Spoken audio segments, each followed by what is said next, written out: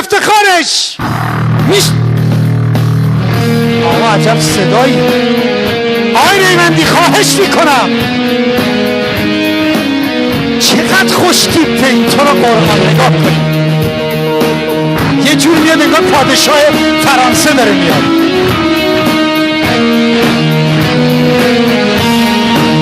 افتخاری برای شماست با من دست میدید. من میدونم چطوری، ولی نگاه به قیافش نکنید. به خدا هنرمند به افتخارش دست بزنید. راجع به من چیزی بگی حالتون جا میارم. گوشی دستتون خواهش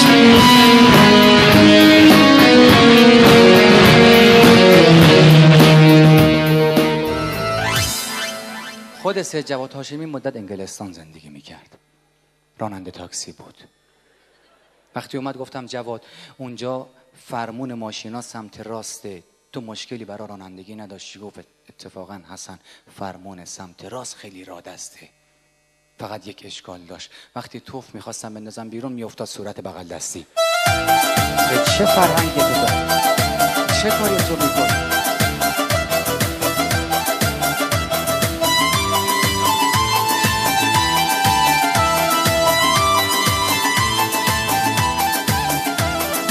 وای کدای و نشدم میروی به سر و سومو نشدم میروی افسانه شدم میروی افسانه شدم میروی نیست کسی مونیستی تنهایم سوختم تو رو جفایت نرو در بری که تو بود تبی تای پوش قدم اوی نبدیل بروی رای پوش قدم هر دایگه سایو جوشه تنای پوش قدم. ببینید الکی دست نزنید، من این آهنگ عمرن اگه بخونم سوتم نزن آقا، اجازه بد یه دقیقه سوت نزن.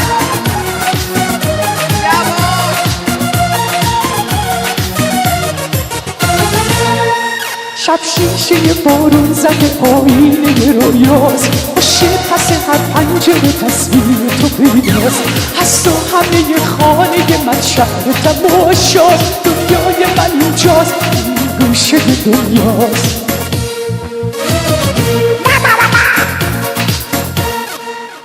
عزیزان اینجا باران نرو به یاد من بیاد، نرو به عزیزان شما خوشتون اومد مجازش را کنم یا غیر مجاز؟ ماشاءالله همه مجلس اهل دله، مجلس بیریاز دیگه. یواش عزیزان خواهش بیا. ماشاءالله چه انرژی دارید شما.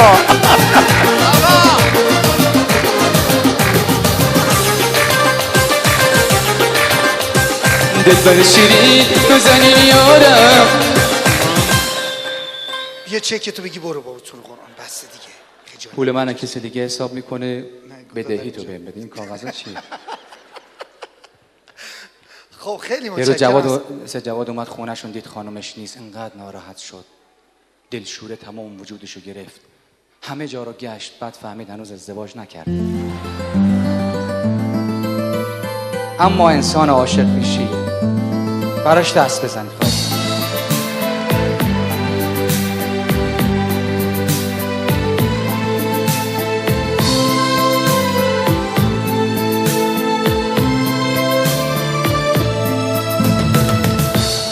تو چشام عشقی نمونده، تو دلم حرفی ندارم دیگه، وقت رفتن سفر دور و درازه.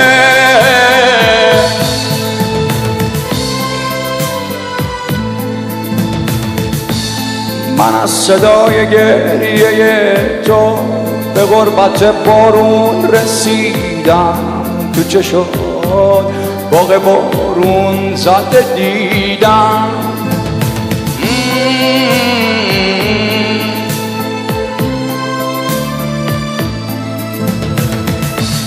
تو مثل شهر کوچیک من هنوز برام خاطره سازی، هنوزم قبله معصوم نمازی.